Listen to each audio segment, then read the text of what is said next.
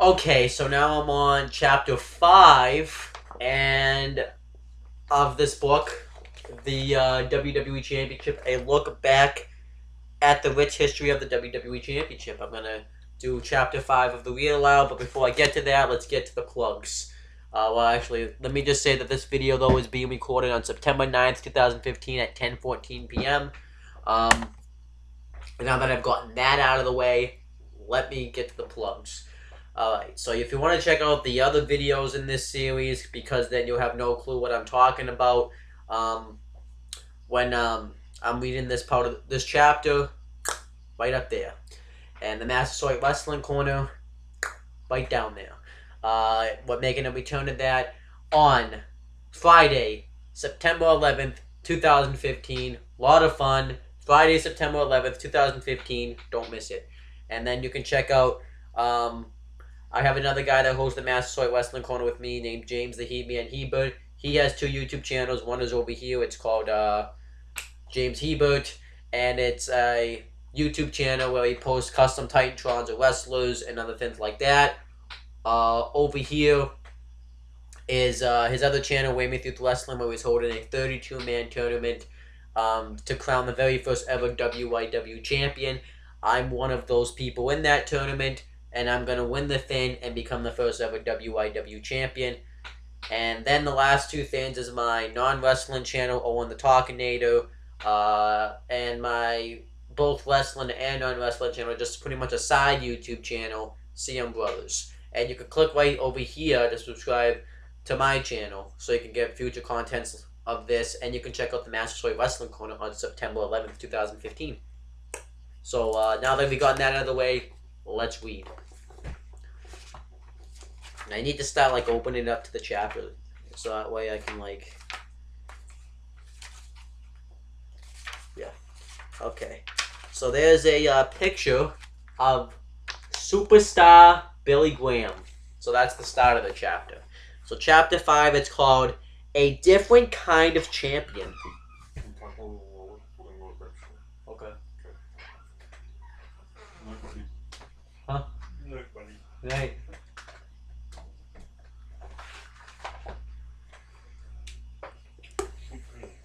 Huh? Okay. Want some water? Sure. Put in some Twizzlers. Okay. I'm not going to edit that out, by the way. Okay. So, where did that go? So, let me finish this. So, it says, by 1979, the image of the ideal WWE champion had been set in stone thanks to the efforts of Bruno Sammartino and Pedro Morales. For nearly 14 straight years, fans in the Northeast knew the champion was somebody worth admiring. Okay. And you're gonna see who. So, because they always thought, because you notice how all the heels didn't have necessarily long championship reigns because of the fact that pretty much what happened was, I guess they like to make sure that the fans liked those people. So that's kind of how it happened. The heel was always hated, so they wanted to get the title off the heel really quickly. But things change, and you're going to see what I'm talking about in a couple of minutes. Because then came superstar Billy Graham. And here's another picture of a match between superstar Billy Graham and Bruno Sammartino.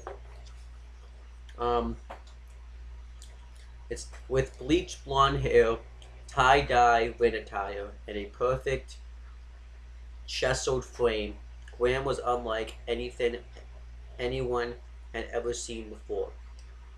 Most competitors at this time wore single-colored trunks that rode high enough to cover the bottom of their pot bellies.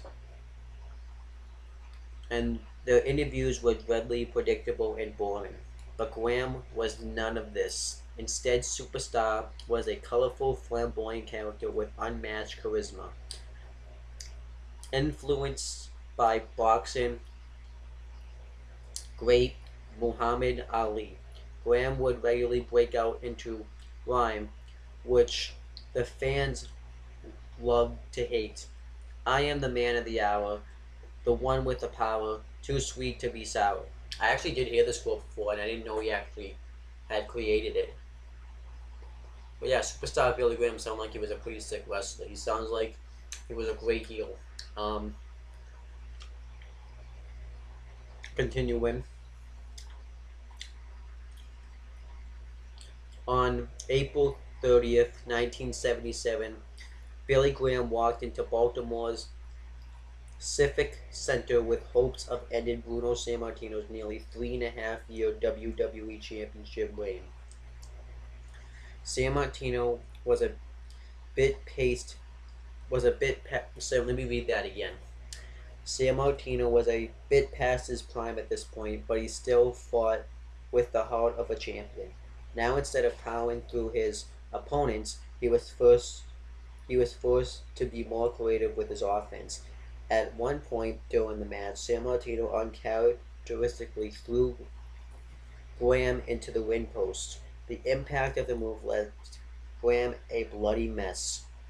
Smelling victory, Sammartino continued his onslaught, pounding his challenger with heavy right hands. The blows were so fierce that the referee had no choice but to warn the champion to stop. At that same moment, with Sammartino's attention slightly distracted, Graham pulled his opponent's legs from under him. He then pinned the legendary champ's shoulders to the mat, but not before illegally placing his own legs on the top rope for added leverage. Um, and obviously he cheated to win the WWF Championship at that time. So that was a pretty cool heel move. I don't think that's stuff that heels probably a lot back then didn't really do. They only won fair and square, so that was pretty cool that he did that.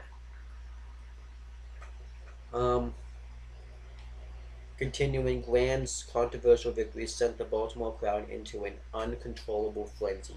Garbage began to fill the ring as the new WWE champion made his way toward the protection of the locker room. Good stuff. The fans were connected to the faces. They liked the faces. Unfortunately for Graham, security was sparse en route to the back. Superstar was peddled with kicks and punches from the angry mob. In an attempt to protect himself, Graham continually swung his newly won title over his head, hoping it would deter some fans. It didn't. That's pretty cool. That just shows how much heels got heat back then, because fans just wanted to jump the barricade and attack them. I think that's kind of cool. That doesn't happen anymore, though. Hold on, I'm just chewing on my Twizzler. Hold on. WWE changed forever on this night. Never before had there been such a showman represented the company as champion. In the early years following Graham's reign, however, the type of charisma Superstar exhibited practically became a pre-request site. Pre-request site, I think that says, as evidenced by the likes of Hulk Hogan and Ultimate Warrior. Because then they became big stars in the Hogan era. And then it says, fans everywhere were obviously angered by Bruno Sammartino's loss, especially considering the dastardly way in which Superstar pinned their hero. But at least they were able to rest on the thought of Graham quickly losing the gold back to one of their favorites. After all, villains such as Graham never held the title for longer than 3 weeks. Which is true. I think because the fans kept rioting and rioting, so they want to have the fans riot too long. Superstar battled fan favorite Gorilla Monsoon in his first MSG title defense. Many assumed this was going to be the match in which Graham stumbled, but that didn't happen. And Superstar arrogantly walked out of the arena with his championship held high, fans finally came to the realization that the, they aren't going to get that short title reign they hoped for. So they were pretty much, because pretty much that's what happened. I think the fans wanted to be happy. They were hoping that superstar Billy Graham, just like the other heels before him, were going to lose the WWF Championship, but that didn't happen. And this was like, I think this is what they mean by a different type of champion, because superstar Billy Graham was a heel. He was a long that held the championship for a while, and that was how he was. And when that happened, that just was, ooh, when superstar Billy Graham was holding that title forever, I think the fans were like in shock and couldn't believe it. They just really wanted people to take that title from him. So I'm glad they actually had finally gone with superstar Billy Graham as the first heel to hold the title for like a while. Um, Business began to boom as Graham hit his stride as champion. With his title defenses headlining the card, WWE started setting attendance records at the Boston Garden and Philadelphia Spectrum. With Superstar's name on the marquee, I think that says, WWE even sold out 19 of his 20 main events at New York's Madison Square Garden, which is pretty cool. Graham's emerging popularity eventually led to title defenses outside of WWE's Northeast Territory.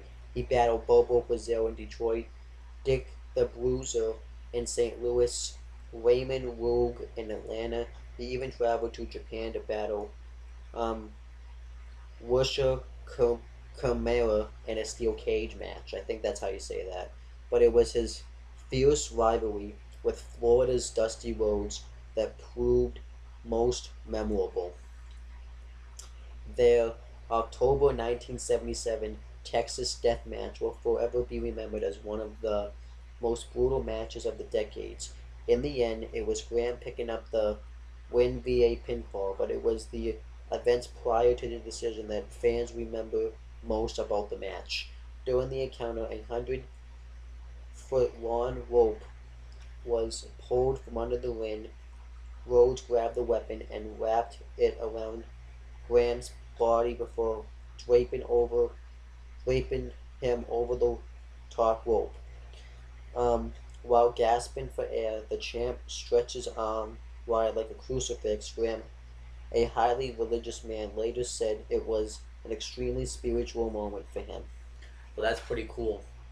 They even had a match between superstar Billy Graham and Dusty Rhodes at Madison Square Garden, like a different match, where that sold out pretty well, and that feud really helped because that was for the battle of territories and stuff like that. So I thought that was pretty cool. Um, yeah, just cool. I don't remember if I showed you the picture with Bob Backlund and superstar Billy Graham. I just want to make sure I show you that. I don't remember if I did.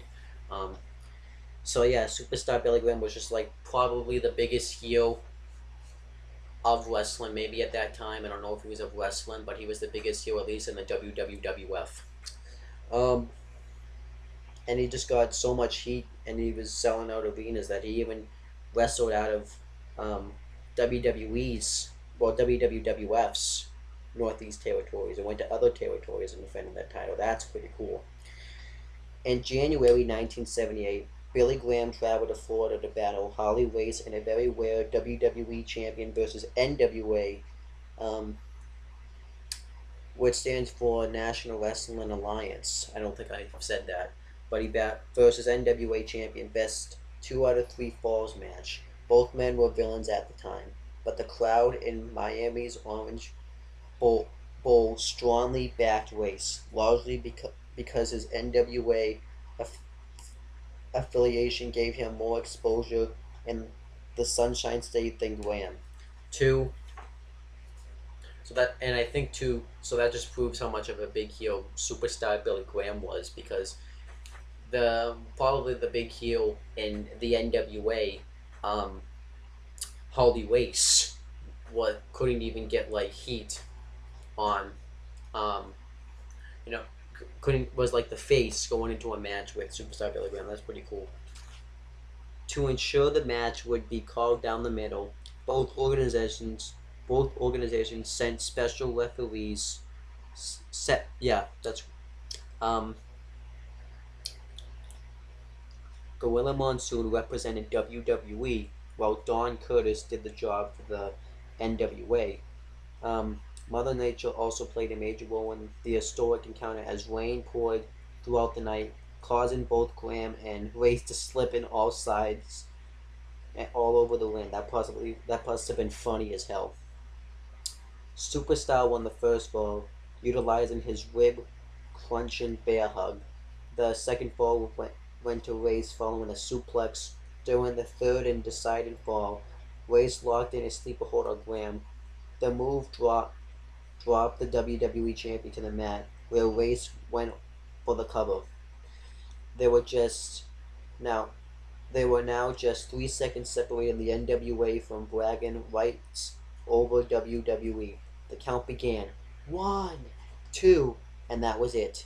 Just milliseconds before the three count could be made, the bell rang, ending the contest. The 60-minute time limit had expired. That must have been sick to see that they wrestled for an hour like that, and like right the referee is about to make the three count. Um, the match just ends. I thought, and superstar Billy Graham and Holly Race just come this close to losing their titles, and then they come this close from winning them to each other. That was pretty cool. Um, Billy Graham returned to New York with his WWE Championship strap securely around his waist. About this time, fans began to recognize Superstar um, for the great entertainer he truly was. The boos miraculously started turning into cheers, despite Graham's natural villainous actions, and fans began to hang on his every word, almost the same way they responded to The Rock 2 decades later. So that's pretty cool. That the fans was kind of starting to like um, superstar Billy Graham. With an MSG crowd firmly behind him, Graham defended the WWE Championship against Mil Mascaras in early 1978. In typical superstar fashion, he attempted to pin his challenger while utilizing the ring ropes for leverage. Um, Bob Backlund, who was in Mascaras' corner that night, spotted the injustice and attacked the champ. It was this one moment that eventually led to a match that would send Graham into a downward spiral from which he almost never recovered. So we're going to have to see what happened. Um, After Backlund attacked Graham, Vince McMahon Sr. set up a WWE Championship contest between the two men. Superstar heavily objected, claiming a boring competitor such as Backlund had no business in the ring with the champ. Graham's pleas ultimately fell on deaf ears. Many believe McMahon wanted more of an All-American boy representing his company as champion, and Backlund certainly fit that bill and was granted the championship match. I think that's pretty cool right there. That they had superstar Billy Graham versus Bob Backlund, and Bob Backlund, he was actually a pretty good wrestler. I've seen a couple of his matches, and they were great matches, and I really enjoy Bob Backlund's matches. Um, in protest to having to defend his title against Bob Backlund, Billy Graham walked to the ring wearing all white that night. A far cry from his normal over-the-top go. The subtle protest, however, did very little to help him in the win. Following an atomic drop, Backlund covered Graham for the three count. Ironically, so Backlund was the new WWF champion at this point, which was an awesome moment because it was like a great underdog moment, probably, and that because this is what he looks like. He's not like the biggest superstar in the world, but he's that all-American wrestler. So I think that was pretty cool that he won. And it says, ironically, Superstar's reign ended the same way it had begun, with his foot on the rope. Normally, this would break the referee's count, but the official had that night failed to spot it, effectively making February 20th, 1978, the final day of Billy Graham's 10-month WWE Championship reign. 10 months he was WWE Champion. That was pretty cool. That's pretty cool. And that's the end of the chapter. So superstar Billy Graham, what was different about his title reign, like I just talked about, was he was the first real heel to hold the title for 10 months for at least get a long title reign, because normally they would give it to a heel and then they would lose it in 3 weeks to a big baby face.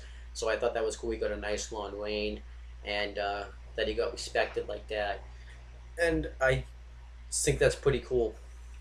But that's pretty much at the end of this video, and I'm gonna click off here, and I hope you guys subscribe and check out the Massasoit Wrestling Corner.